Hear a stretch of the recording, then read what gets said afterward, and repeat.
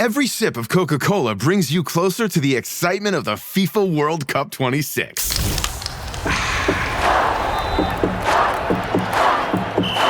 Because nothing compares to the joy. So grab a Coke and drink in the FIFA World Cup 26. No purchase necessary. 13 plus in 50 U.S. states and D.C. with a web-enabled device. Ends March 1st with 8 entry periods. Rules at cokeurl.com/soccerrules.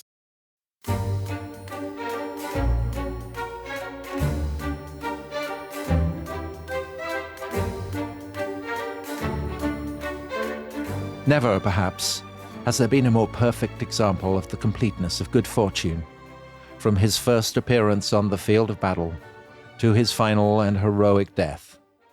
To Custer alone it was reserved to join a romantic life of perfect success to a death of perfect heroism, to unite the splendors of Austerlitz and Thermopylae, to charge like Murat, to die like Leonidas.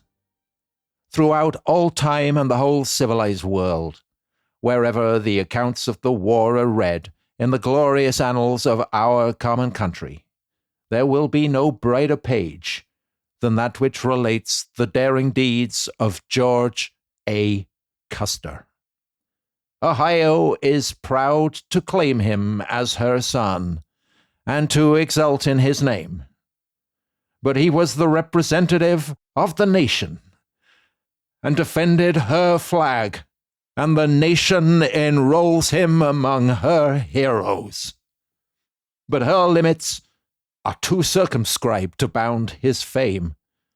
The time in which he lived claims him as the new Leonidas, with his noble kin slain in that wild Thermopylae of the West. So stirring words, Dominic. Incredibly stirring, Tom. And they featured in an article written by Judge Richard Voorhees in the Ohio Archaeological and Historical Quarterly in 1906. Yeah. But the good judge was actually ripping off, Oh, no. almost word for word, Frederick Whitaker, because I actually quoted a bit of this way back in episode 1, a long time ago. So long ago that I've forgotten. Yeah. So Frederick Whitaker, a writer who Custer had met in 1875 when he was in New York, dabbling in the stock exchange and all that. Yeah. In the new offices of The Galaxy, which was the magazine that Custer was writing, right the way up to his departure for the Little Bighorn. And after his death at the Battle of the Little Bighorn, Frederick Whitaker pumped this out, a 2-volume biography of him. So it kind of came out while, the coyotes and We're feasting still on the carrion at Little Bighorn. Oh, no. And Whitaker thought Custer was brilliant. Yeah, clearly. He was a great man, one of the few really great men that America has produced. But you can see why Voorhees would be all over that, because Ohio is Custer's home state. Custer's home state. Yeah. And Voorhees, interestingly, is a Democratic Party hack who had served in the Civil War, as Custer had, but then had backed President Andrew Johnson over Reconstruction, basically against Reconstruction, as Custer had. So it's an example of the way in which Custer's fame is politicized. But actually, Custer then transcends that, doesn't he? He does. At first, he's a political figure, but actually quite soon after that, he becomes a genuine national folk hero. And all that stuff about an American Thermopylae and the new Leonidas and stuff, that sort of is the image of the Little Bighorn, even, when we were growing up, Tom, in the 70s. Absolutely. I can't remember, we've done so many episodes. Did we mention the Lady Bird book? We did 6 years ago when we first started this. Which on the cover Yeah. has a long-haired Custer surrounded by blue-coated members of the 7th Cavalry, Yeah.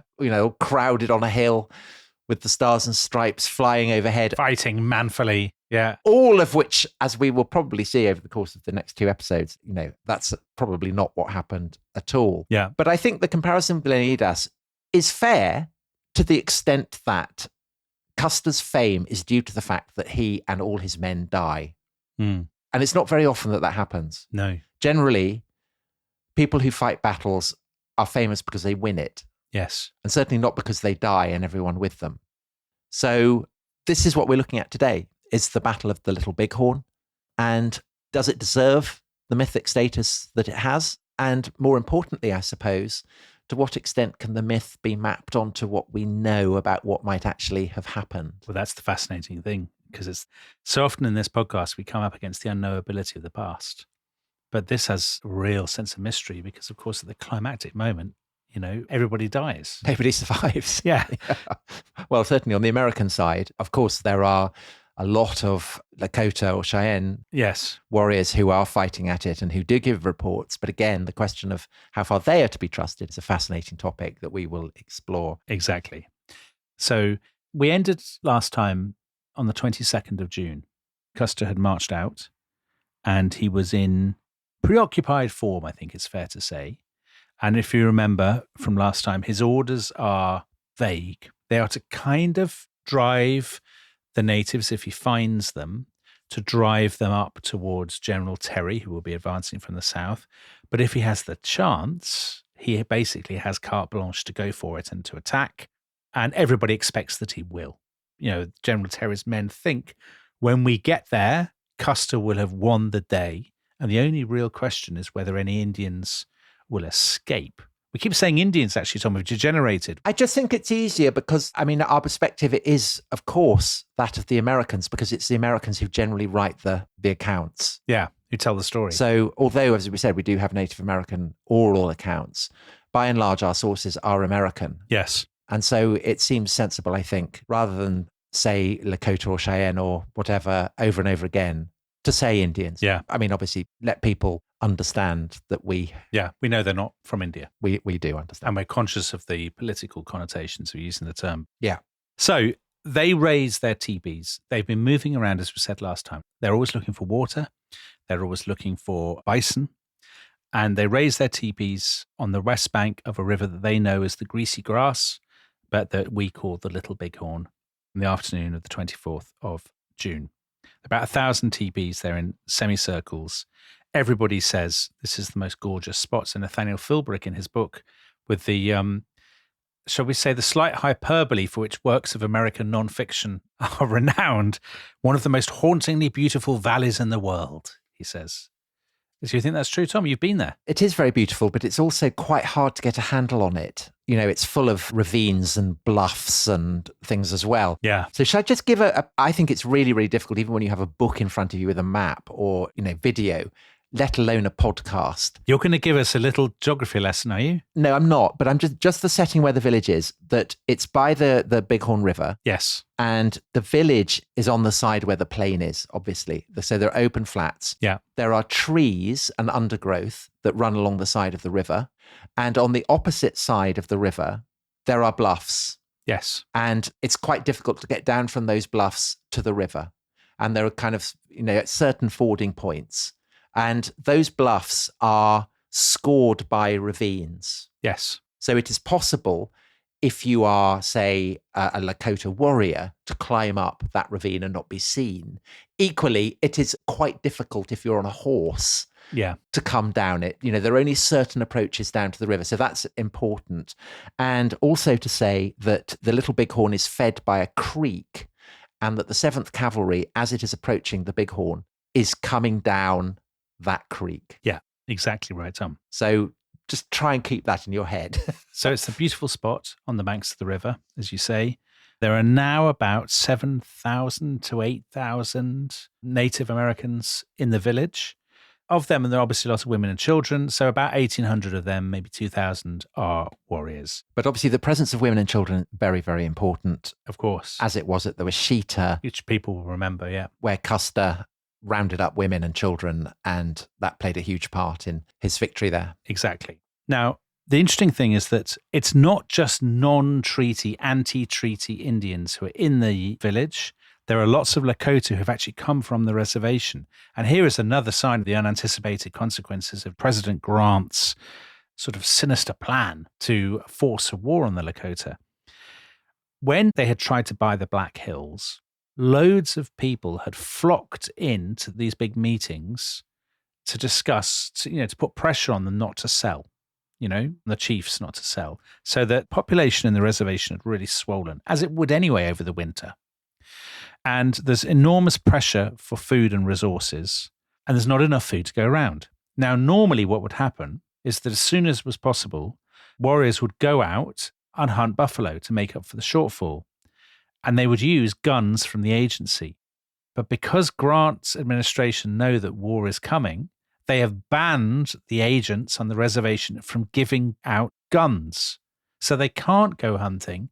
And that is why, almost in kind of desperation, they flock to Sitting Bull's village, which means that in due course, Custer and co. will be facing far greater numbers than they had possibly envisaged. But also the victory at the Rosebud, Yeah. which Crazy Horse had won over General Crook's army, which we talked about in the previous episode, that also will have had an immense resonance, won't it? Totally. I mean, basically the sense, if you want to have fun, Yeah, come and join us. of course. And a sense of invulnerability.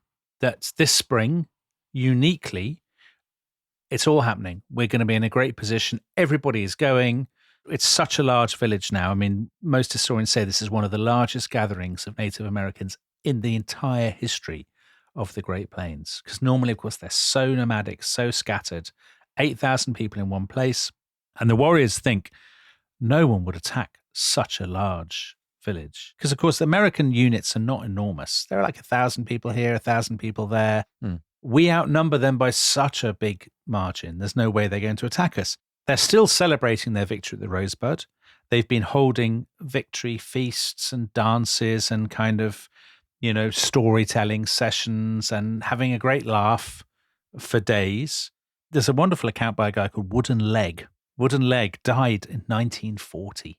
So, I mean, that gives you a sense of... It's amazing, isn't it? Yeah, incredible. Yeah. He died during the Second World War. And he gave his recollections in 1903.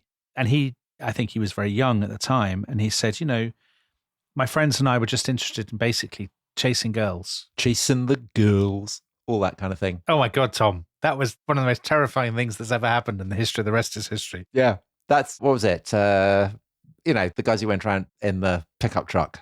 Dukes of Hazzard. I was about to say, is it the Dukes of Hazzard? Yeah, it's the Dukes of Hazzard. I can't believe the Dukes of Hazzard have appeared in this story. Yes, and the general sense is, we're out of the white man's country. No one can touch us. We're going to have a great laugh. There are lots of games for the children. The only person who really has a sense of foreboding is, of course, Sitting Bull. Sitting Bull goes up that evening, sunset, the 24th of June. He goes up a sort of a knoll, and he leaves gifts for the great spirit Wakantanka, a buffalo robe, a pipe, and some tobacco. And he does this sort of prayer, and he says, please look after the tribe, guard us against calamities. Maybe because he's been around a bit, he knows the Americans are not going away. Well, also, he's been given a vision, hasn't he? He has been given a vision, of course, Tom. I was discounting the vision. Well, also, I mean, he's in a good deal of pain because he's been, he's had bits of his arms removed and... God almighty, yeah. So there's a description of him at the Battle of the Rosebud, and it's basically his he can't use his arms because they're covered in blood. Yeah, he's not really fighting. Now, meanwhile, of course, that very day, Custer is coming. Custer has about 660 men. 30 of them or so are officers. About 45 of them are guides of various kinds or scouts. The majority of the enlisted men who are actually, without being mean to them, pretty useless. Well, so about 30% have never once fired a carbine, is the estimate. Yeah, I mean, bonkers. He is dressed, of course, in his finery, in his buckskin jacket, in his big hat. He wears the sort of red scarf and his neck, the red kind of cravat that he had worn in the Civil War. Quite a lot of them are wearing straw hats. Yeah. So there's a guy on the Yellowstone who's been selling them straw hats. And one of the guys who's wearing a straw hat is Major Reno. Straw hats is not the look, is it really? So they're not wearing blue coats. No. By and large, too hot. Yeah. Most of them, I mean, unless you're wearing buckskin like Custer and Tom Custer and so on, are wearing white shirts. Yeah. Now, he is in a hurry, Custer, as we said last time. He now knows he's not really going to get back before the Democratic Convention because that actually opens in, I think, 3 days' time. But with luck, he might just be able to get back before the 4th of July celebration in Philadelphia. At the very least, if he's quick, the news of his victory will be able to get back and he will be the star. He will be the talk of the Centennial Exhibition. And that would be a very big thing for him with his political career and his kind of financial hopes. And of course, he needs to go on that lecture tour to pay off the debts that he has to these various financiers. So he's pushing his men that June the 24th. So the day that the Lakota established their camp, Custer has pushed his men 28 miles through the dust. The sun is beating down now. They are very bedraggled and knackered. They have great problems with the pack train. So stuff keeps falling off the back of the mules. But also mules don't go as fast as horses. No, I mean, I bet I'll tell you one thing, he's probably thinking, thank God we didn't bring those Gatling guns, because they would really have slowed us down. Yeah. They are now following what they think are the trails through the Rosebud Valley. It is obvious that there are lots of different trails. Of course there are, because so many people are joining the village. And some of the scouts, we talked in a previous episode about Bloody Knife, the guy who'd been bullied by the Lakota, Tom. Yeah. By Gaul, wasn't he? Yeah, by Gaul, the flashman. The flashman of the Lakota. Yeah.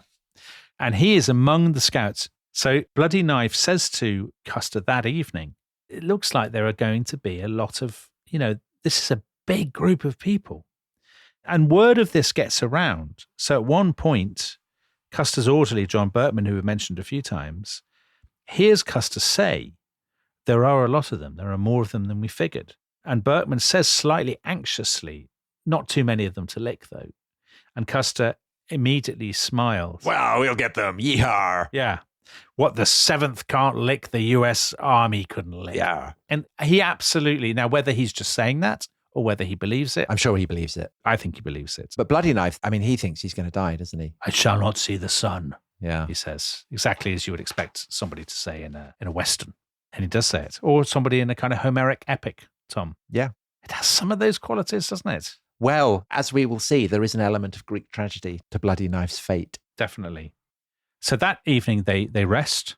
Some of the lieutenants, this is a very buried detail, Tom, I don't know if you spotted this, but they are singing the doxology. I did. I don't actually know what the doxology is. What is the doxology? It's kind of hymn. It's hymns. Yeah. I mean, you sing it in a hymnic form. Right. So Custer's just staring into space. He's just exhausted and worried, anxious, in a hurry. But probably not about the battle. No. I mean, just to reiterate that, he's worried about his financial and political prospects. Yeah.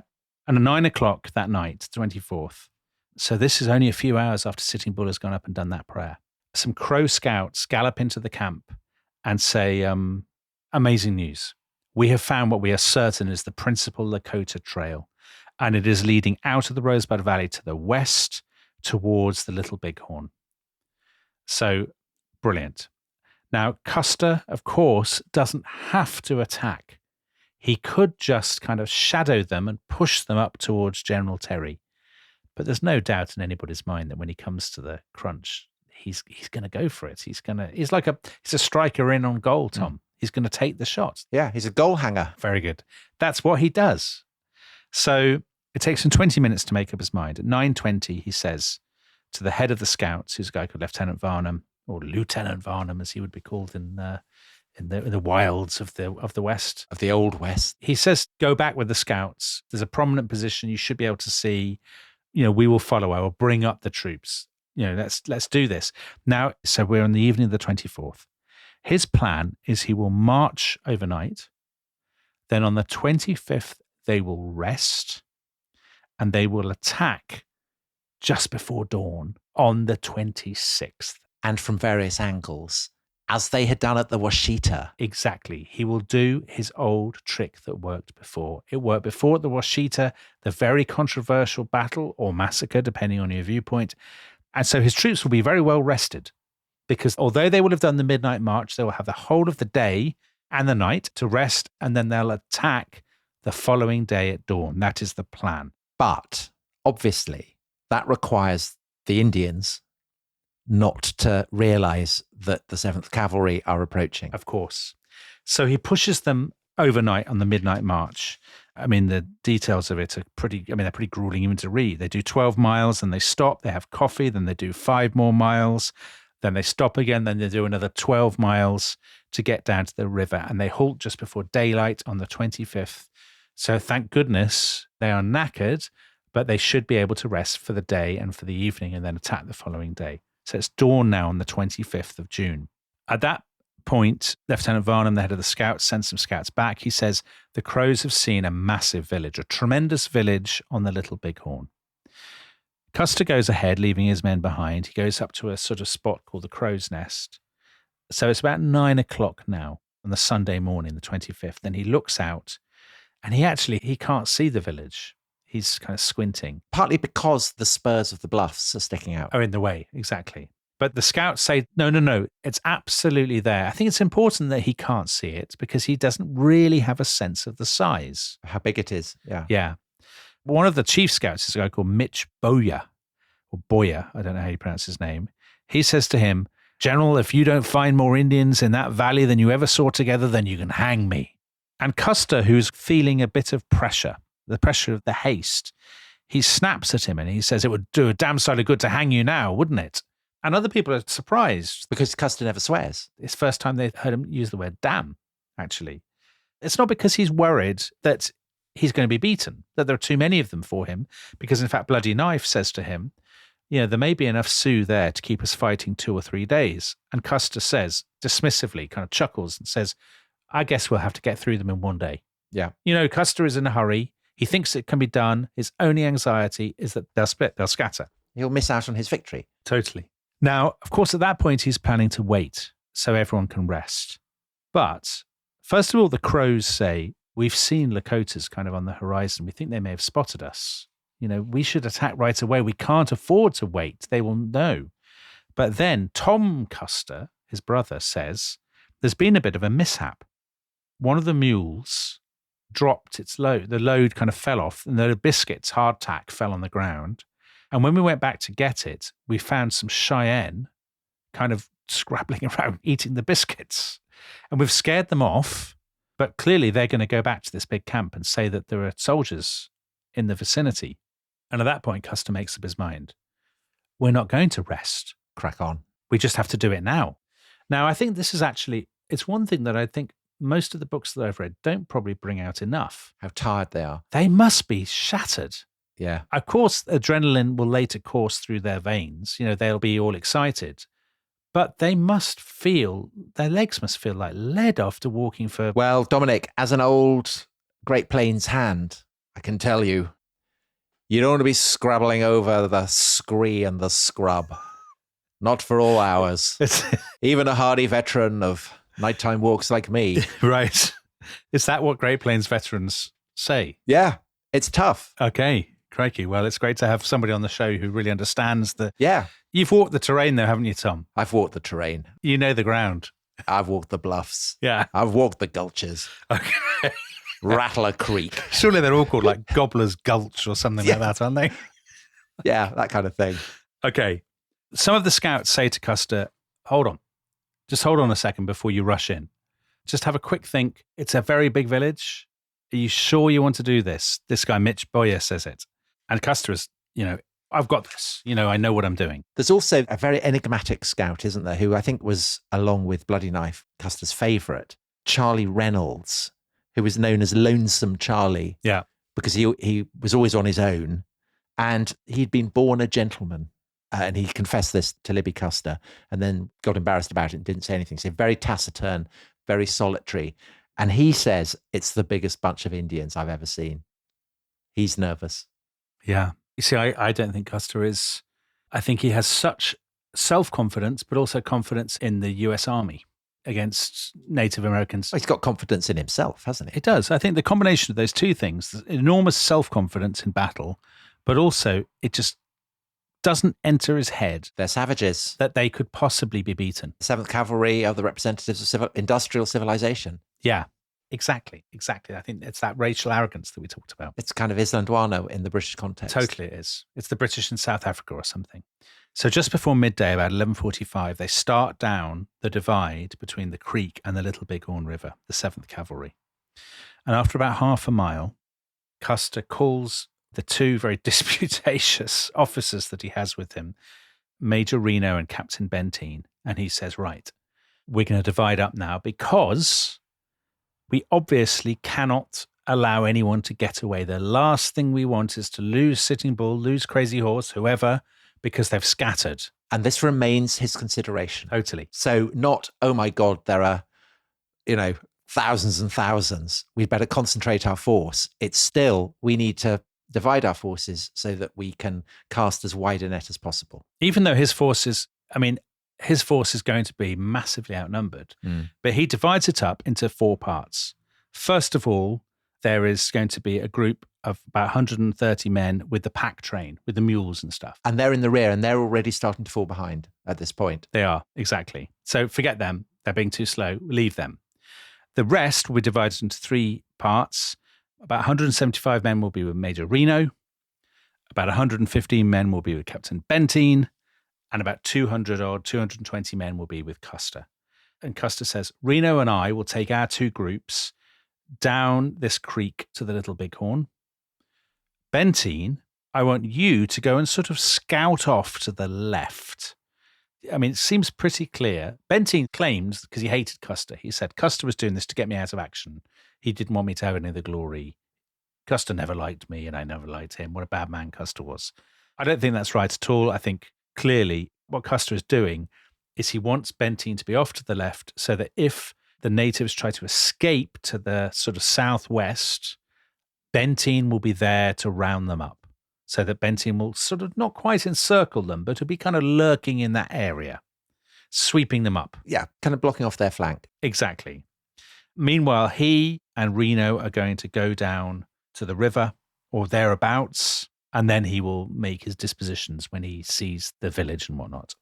Now, at that point, a crow says to Custer, hold on, do not divide your men. There are too many of the enemy for us, even if we stay together. If you're going to fight, you must keep us all together. And Custer snaps again at him and says, you do the scouting, I do the fighting. And there's this story. Again, is it one of the folk myths, Tom, that springs up? I like to think not. That the crow starts painting his face. And Custer says, why are you painting your face?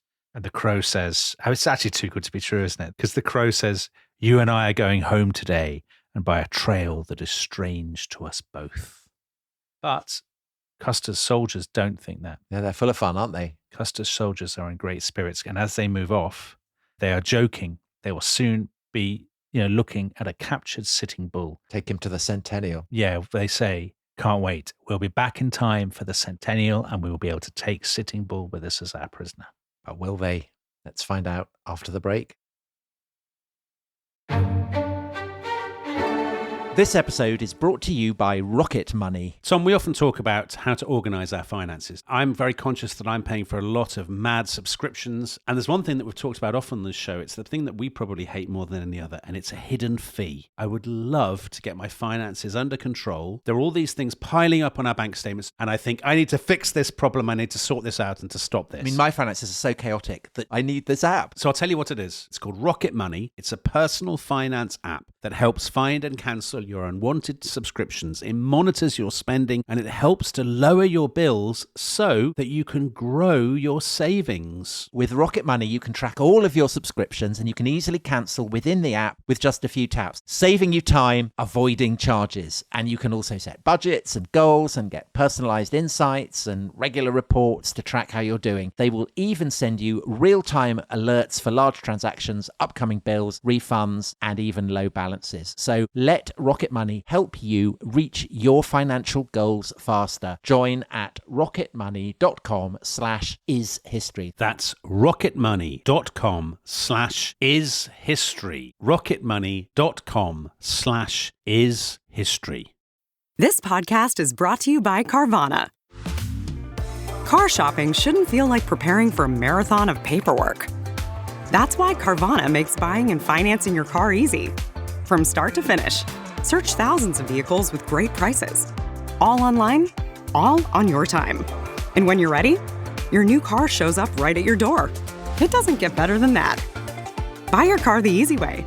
On Carvana. Delivery fees may apply.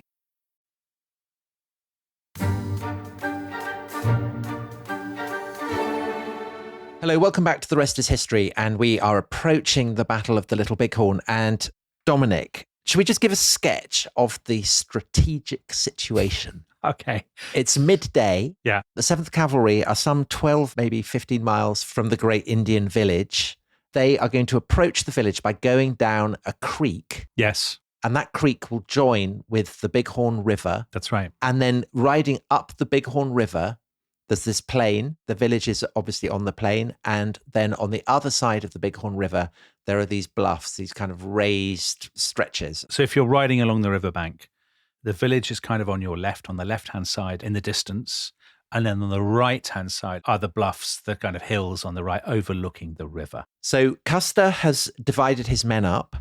He's preparing a three-pronged advance, basically. So Custer is going to ride on the right-hand side of the creek. Yeah. Reno is going to be in the middle, and he'll be riding down on the left-hand side of the creek. Of the river, yeah. And then Benteen is going to be on the left, and he will be sweeping outwards across the heights that stretch to check that there aren't any villages there, to check that people aren't fleeing, to try and cut them off if they are. Yeah. And this is the state of play. And off they go.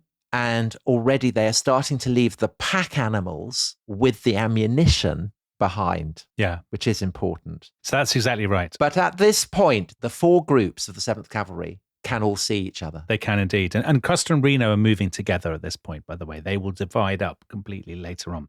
So they are moving at a brisk pace, brisk kind of walk. It's hot. It's very hot, in fact. So a lot of men are dropping gear, are taking off their kind of overshirts and things. It's not a day to be wearing buckskin. No, it's definitely not.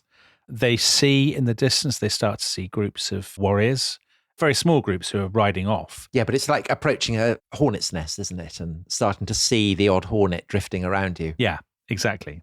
And actually, at one point, they say a group of about 50 who turn and seem to ride back, and there's a dust cloud. And it's at that point that one of the translators, seeing the dust cloud, he rides up to a knoll and he looks out and he shouts to Custer. He says, "There are your Indians running like devils."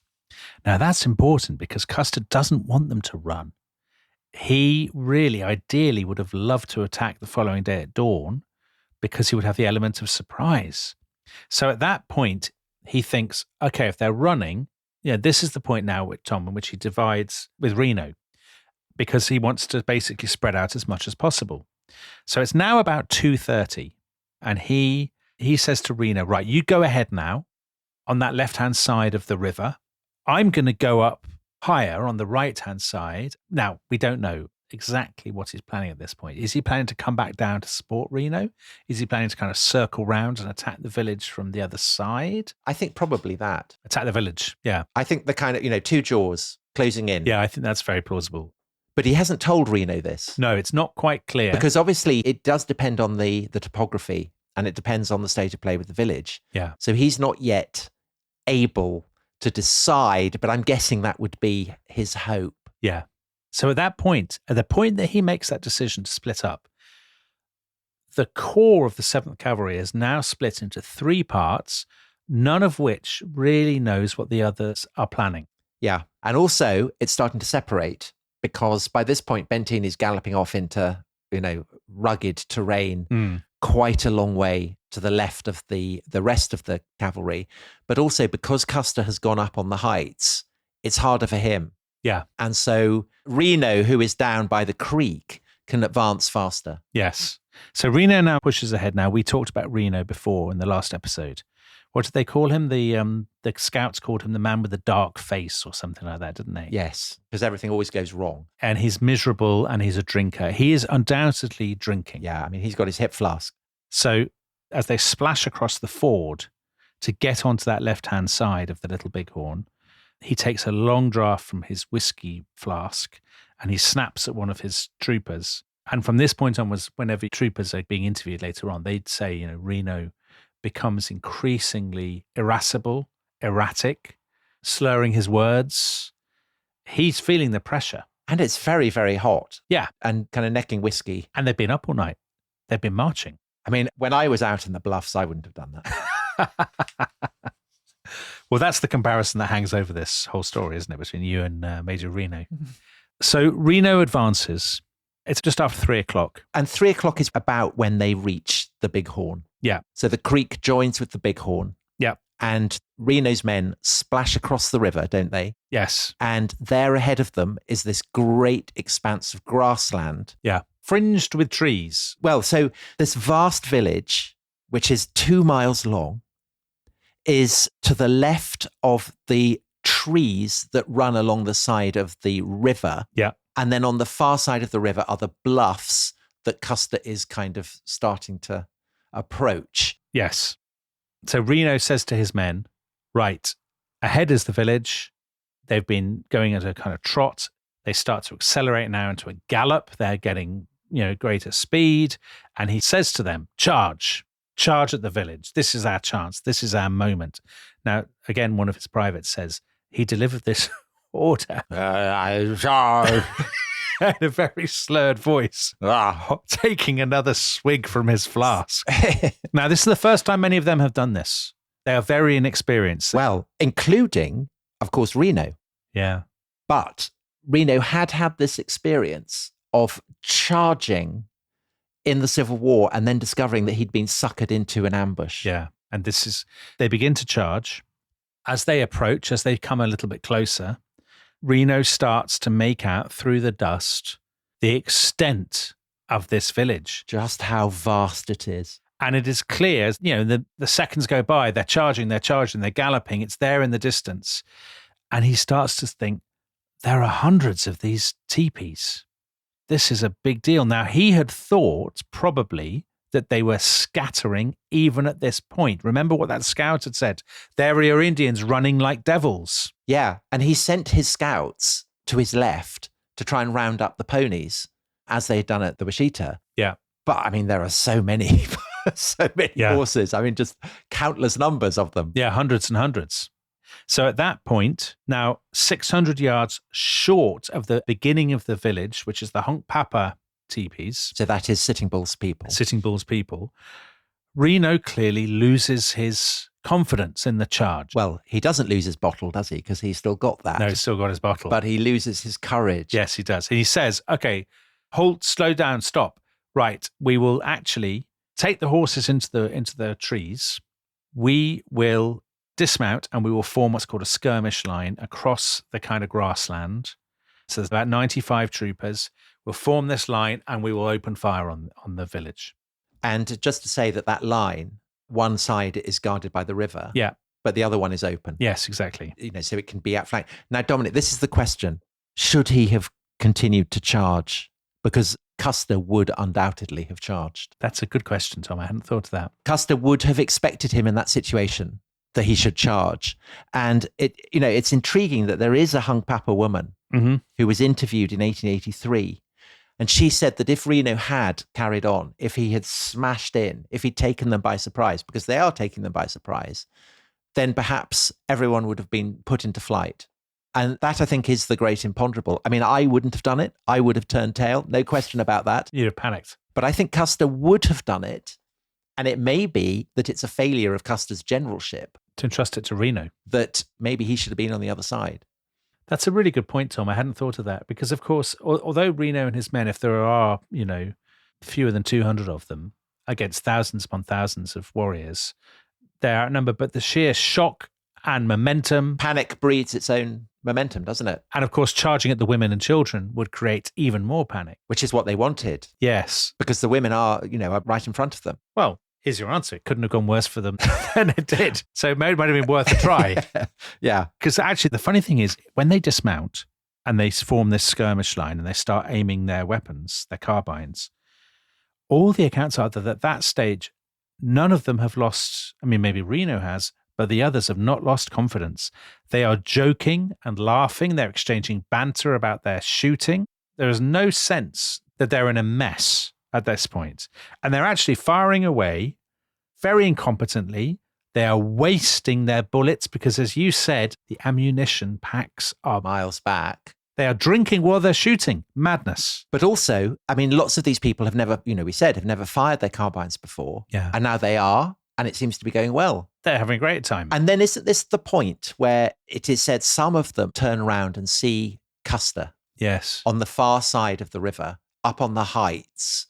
And he supposedly takes his hat off and waves it. Yeah. And then rides off. It's debated. And I've read various accounts about whether it was possible to have seen someone. Reno said he didn't see Custer and denied that anyone could have seen him. But some of them say, I definitely saw Custer waving his hat at us. It's plausible, right? Yeah. It's plausible that he would have seen them and waved his hat to encourage them. Great, they're getting stuck in. This is what I want to see. We will never know. As with so much of this, it's a bit of a mystery. Now, meanwhile, people might be wondering, well, what on earth are the natives doing? The answer is that they have actually been having a lovely day in the sunshine. kind of children playing and all that kind of thing. They've heard rumors of troops, but they haven't really taken it terribly seriously. And actually, it's only when suddenly a Hunkpapa guy, a kind of village crier, shouts out, they're coming, that they're beginning to charge, the chargers are coming, that they kind of wake up, and then they hear gunshots, gunfire.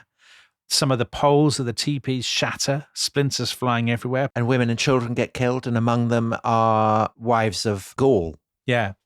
Gaul loses 2 wives and 3 children in the first volley of gunfire. So suddenly people are running for their weapons. They have to put on their war paint. Now, of course, the war paint is not just for show. They want to have tokens of their power, of their medicine. So they have to get their stuff. They have to get ready. And they're all rushing around. Crazy Horse takes his time, doesn't he, Tom? He really does. Rather than kind of rushing, he communes. He's kind of communing with the spirits, all that kind of stuff. Yeah. And all his men, his warriors, his followers are waiting for him. He keeps them waiting. Then he comes out. He's as unadorned as ever, maybe even more so. He's making a point of his simplicity. Yeah. Hair is loose. His signature spots on his face and his lightning bolt. Harry Potter style lightning bolt, I imagine. Yeah. Yeah. And then he gets on his horse and the cry starts to go up, first among his men, and then throughout the entire expanse of the village. Crazy Horse is coming, and Crazy Horse is coming. Yeah. What a moment. Now, by this point, some of the warriors have already charged at Reno's soldiers. Some people estimate as many as 500 had charged out of the camp. And actually, Reno's soldiers just standing there, still drinking and thinking this is a great lark. Like a duck shoot. Kind of fire at them and actually repulsed them, drove them back, that first wave. Because at this point, I think they've only lost one person, haven't they? And he's just been wounded. Yeah. At this point, they still have this sense of invulnerability. So we're about 3:30 now. Yeah. So at about this point, more people come out of the kind of flooding out of the village. Crazy Horse, of course, among them. And Reno, I think you can argue sensibly, Tom, thinks actually there's only 95 of us there because, as you rightly said, they can be outflanked on one side. He says we should retreat into, all the American books call it the timber. I think in English we would call it a copse or a kind of little wood or something. They retreat into the trees. Now, some of Reno's men are baffled by this at this point because, as they say, they've only lost one guy wounded, and they are quite worried now that he's drunk a lot. So they retreat into the wood in quite a shambolic, disorganized way. But still all right. I mean, they're still holding the line, and they get into the wood, and they hold it for about 20 minutes. They do. There are arrows flying into the wood. There are bullets flying into the wood. The question is, could they have held out in that wood? Custer, of course, in his earlier campaigns, I think we talked about in the Yellowstone River campaign, he had held out against far greater. But then he had people coming to his rescue, I suppose. Yeah, but they don't know that they won't have people coming to their rescue. Right. Benteen could come, Custer could come.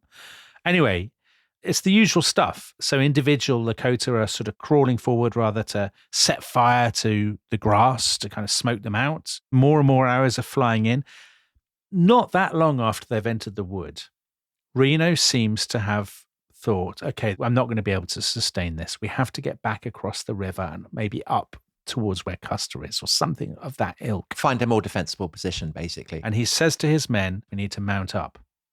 Now, from this point onwards, the chronology is a little bit uncertain, the order of events, but I think it seems plausible that it's about that moment. It's the fog of war, Dominic. It is the fog of war. That's very profound, Tom. Thank you. We've had a lot of storm clouds, but not the fog of war.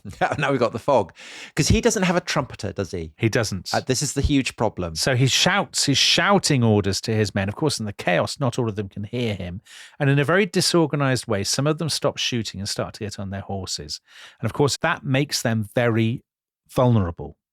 And it's at that point that a group of warriors under a guy called Iron Hawk seem to have broken into the wood and fired at them kind of at point blank range.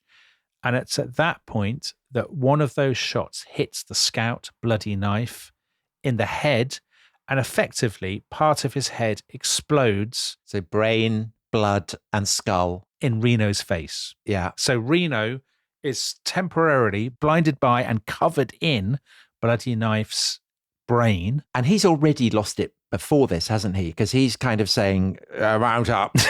Get off your horses. No, get back on them. Oh, Yeah. go on. And then Yeah. Bloody Knife's head explodes all over him. And at that point, he's like He just goes, oh! Yeah. He does. You've basically done him as Kingsley Amos, which is not what I was expecting at all. Anyway. And his hat falls off, his straw hat. And he just starts shouting, run for your lives. Get out of here. Scram for the hills. Yeah, it's terrible. We gotta get out of here. It's a terrible scene. Yeah. It's a shocking scene, and everyone panics. Oh, shit. Everybody panics. Yeah. He's panicked. And somebody literally shouts, every man for himself. It is like something from a film. So the Ampapa woman who was interviewed in 1883, Yeah. she again is very, very contemptuous of this. So this is the one who said that he should have charged. Right. And she says, this is pathetic. She was disgusted by the conduct of these whites, saying that they must have been seized with panic worse than that which seized her own people. And she's speaking as a woman. Yeah. And it's fine for women to run, but she thinks that they behaved in an unmanly manner. Well, they're behaving worse than the women who'd been running in the camp. Yeah. I mean, there is then this utterly chaotic nightmare. It must have been nightmarish flight. They just are running or riding out of the woods, back to the ford, sobbing, screaming in total desperation. And there's a problem with the ford. Yeah. Getting on the other side, there are heights. So one side you can go in okay, but on the far bank, there are heights. And essentially, there is one quite narrow place where you can climb up onto the other side. And so, of course, everyone starts bunching there.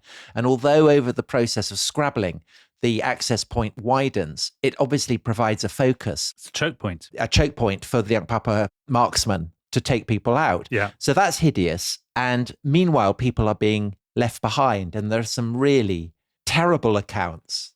Oh, terrible. There's this boy called Black Elk. He's 13 years old. And this is a great moment for him. We talked when we introduced Crazy Horse and Sitting Bull of those sort of rituals of entering manhood, counting coup, scalping, getting your kill, and all that kind of thing. So there are some soldiers that have clearly been hit and are down on the ground, injured, writhing around. Black Elk, who's been riding behind the kind of grown-up warriors, he sees this one guy writhing on the ground, and a warrior shouts and says, "Boy, get off your horse and scalp him." And Black Elk gets down and he starts to scalp this bloke, starts to kind of cut into his hair and his skin. And it doesn't come off easily, does it? Because it's quite closely cropped. No, it doesn't come off easily. Well, also because the guy's still alive. Yeah. So the guy, he says he began to grind his teeth at him. And Black Elk finds this very annoying, so he gets out his pistol and shoots this bloke in the head and then continues his work of scalping him. I mean, there's another story that Black Elk tells. Again, he, after he's done this, he joins with a band of warriors again. And there's this soldier who's hidden in a clump of mulberry bushes. And he's trying to escape, going this way and that, trying to find a way out. And the boys are all running behind him, shooting arrows into the bushes. And Black Elk says it was like hunting a rabbit. And they know that he's in there because occasionally they hear him go, ow! Oh, kind of gets hit by an arrow. Oh, God. And finally they get bored of this, even though they've been quite enjoying it. And so they set fire to the grass and the bushes. Yeah. And he comes running out and then they all kill him. So, I mean, that's not a nice way to go. It's pretty terrifying. Yeah. So those men who do get across the river, they're scrabbling up the bank. It's 8 feet high. I mean, imagine the desperation is just trying to scrabble your way up. And then it's kind of made of clay, so it's kind of bits are coming off and you're sinking backwards. And as the blood spills, it's going kind of gooey. Yeah. Anyway, so Reno, of course, is at the top. He has led the flight because he's full of panic. He gets to the top of this hill, which ends up being called Reno Hill, doesn't it? And he looks like someone from Apocalypse Now or something. Yeah, he's put a bandana on. He's got a red bandana. His eyes are wild. Well, people say that he's frothing at the mouth. Yeah, and he's kind of running around in a frenzy, not knowing where to go. Yeah. I mean, just terrible. And loads of men, as soon as they get to the top of the hill, they're crying. They're in a terrible mess. And there's one guy who's actually just 2 years out of West Point, Second Lieutenant Luther Hare. He did not bring shame on the stars and stripes. He did not. The battle flag of liberty flew over his head. He did not stain it. He was not necking whiskey. Ken Burns joins us now. Brilliant. Brilliant. If we've got to die, let's die here like men, Don't run off like a pack of whipped curs. You see, in another context, Tom, in the context of the Titanic, we would take sentiments like that very seriously. I'm taking it seriously because this is, awful, awful stuff. So many people are dying. So what, kind of about 80 are left? From 150 or something? I don't know. Yeah, 120. Some of them are dead, but some of them are just wounded. And so they're all lying out in the river, on the banks or on the plain. And of course, there are warriors whose job it is essentially to mutilate them. Not just kill, but to mutilate and torture them. Yes. And Reno does not go back. Reno really disgraces himself at this point because some of his men say, we can hear them moaning and crying down below. We should go and try and to at least get some of them out. And Reno says unbelievably, if you care so much about them, go and do it yourself. And Sergeant White said afterwards, this had a discouraging effect on the men. Right, because they're looking down and they are seeing the mutilation of their friends. They're drinking buddies. They're comrades. We talked earlier about how there's a quality of Greek tragedy about the fate of Bloody Knife. So his face has been half blown up, a bit like President Kennedy at Dallas. And these two young girls, Papa sisters, they find this body and they saw the head off. And because he's got his hair in braids, and one of the girls takes one braid and one of them takes the other, and they walk with this head up to the village and they show Mummy, look what we've got. And the mother looks at the head and she recognizes it as Bloody Knife's, even though it's been maimed because of the ornaments and stuff. And she can do this because she is his sister. And so the little girls have picked up and severed off the head of their own uncle. Golly. So, that's very Aeschylus, isn't it? Yeah, it is. And the other terrible stories are told about this scout called Isaiah Dorman. Oh, this is a shocking story, Tom. Yeah. He's the only black man in the Battle of Little Bighorn. And I think he's a freed slave, isn't he, who ends up living... He married a Lakota woman. With the Lakota. He marries a Lakota woman. Yeah. And he is said once to have done Sitting Bull a favor. And so what happens in the battle is that he's fighting, his horse gets shot, rolls, traps him underneath it, breaks his leg so he can't escape. And, warriors start gathering around him. And among them is Sitting Bull. And he's supposed to have called out to Sitting Bull saying, look, I'm going to die. Could you just get me some water before I die? Yeah. And Sitting Bull goes and gets him water and gives it to him and then walks off. But Sitting Bull is supposed to have said, don't kill that man. He's a friend of mine, to some of the others. Well, that is one account, but there are other equally plausible accounts that he doesn't say anything. And he leaves poor Dorman to the ministrations of the women who have gathered round him. And he's supposed to have had a coffee pot and a kind of mug with him. I'm not quite sure how he had that. But anyway. Well, Custer's got a toothbrush with him, remember? I suppose that's true. And Reno's got his hip flask. Yeah. But the women get hold of them and they squeeze blood into the coffee pot and mug. They're supposed to have shot his legs. So kind of stabbed his legs, smashed him with stone hammers, cut him open with knives, tortured him really, really horribly. And the reason for this is that he's seen as a traitor because he had lived in the village. So he'd done Sitting Bull a favor, but he deserved all the horrors that were visited on him. And there's a kind of a twist to this, that 3 years after the Battle of the Little Bighorn, his wife, the Lakota woman, who was called She-Owl, turned up at a military depot and asked for his back wages. And they gave her $91. Yeah, his fate is really, really horrific, isn't it? You actually spared us, unusually for you. You spared us some of the goriest details, probably just as well. So Reno and his guys are on the hill in a panic. The injured men have been hideously mutilated. But it's about that point that Sitting Bull says to some of the others, there are more soldiers coming.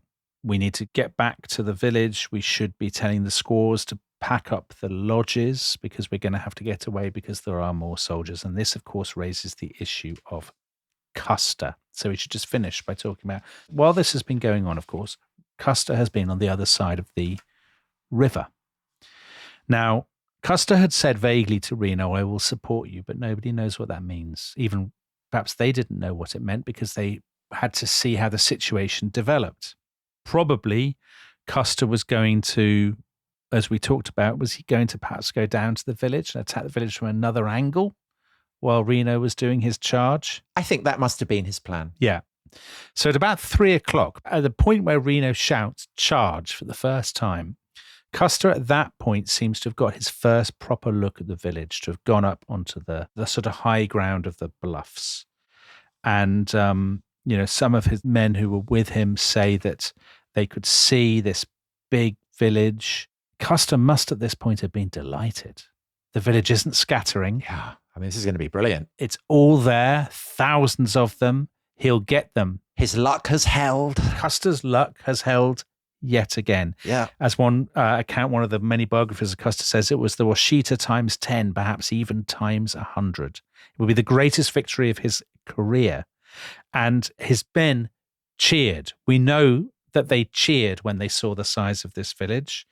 And Custer actually said, hold your horses in. There will be plenty of them there for all of us. So he takes off his hat. He waves his hat. This may be what people had seen. So Reno's men down on the plain. Yeah. And he says to the men who are up there on the top with him, hurrah, boys, we have them. We will finish them up, and then we will go home to our station. Now, he needs probably more men to be able to accomplish this. And he needs more ammunition, doesn't he? Yeah. So he's looking down, and at that point, Reno's men have dismounted. They have formed their skirmish line, and they have not yet done their panic-stricken run to the trees and then back across the ford. So at that point, he thinks all is going well. But what he needs is Bentine's men. And as you said, Tom, he needs the ammunition pack. So first of all, he gets Tom, his brother. He calls a sergeant called Sergeant Daniel Canepe. And he says to Canepe, go back to Captain McDougall with the pack train. Tell him to bring the pack train. If the pack train, as has been happening all the time, they fall off the backs of the mules, forget it, just come on. And if you see Bentine on the way, tell him, we've got them. It's a big Indian camp. So off goes the sergeant. And then Custer calls to his trumpeter. He is a guy who's often described in the accounts as being John Martin. Actually, his name is Giovanni Martini. Doesn't speak very good English, does he? No, he doesn't. And so Custer says, ride to Bentine, get Bentine, tell him it's a big village, be quick and bring all the ammunition packs you can. But because Giovanni Martini does not speak good English, Custer's adjutant, William Cook, writes the message down, which is how we have it. It's the source that is always brought out with the Battle of the Bighorn. You'll see photos of it. It's the sort of the great relic of the battle. These words, Bentine, come on, big village, be quick, bring packs. W.W. Cook, that's the name of the adjutant. Basically, P.S., bring packs. No hint in that of anxiety, of panic, of trepidation. Just, we need you. We need more bullets. Let's do this. Let's finish the job. So Giovanni Martini, John Martin as he's called, gets on his horse. He turns round. He spurs his horse. And Dominic, as he goes, and Custer says, good luck, that is the last time that a white person who survives the battle hears him speak. Yeah. And he turns around and he sees Custer, there he is. He's got his shirt on. He's got his buckskin uniform pants. He's got his big hat. He's full of beans, full of excitement. And then Martini rides off and Custer rides off. And the question is, what then happens? What happens to Custer? That is the great mystery. And we will resolve that mystery, Tom, in our next episode. Well, I think fair to say we will try to resolve it. Tom, don't do yourself down. Don't let the podcast down. We will definitely resolve it. We will definitely resolve it. But this is part of what is so interesting about this story. Yeah. Is that actually there is mystery about it.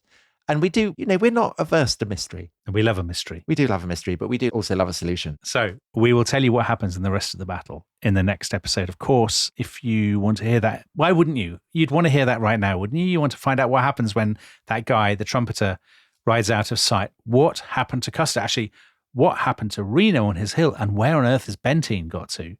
And we will explain all next time. You can listen to that right now. You just need to click very quickly, subscribe, at therestishistory.com. Not only will you get that episode, but you'll get an absolutely unbelievable, dazzling, some people might say, host of benefits. Thanks very much for listening to this. We'll see you very soon. Bye-bye. Bye-bye.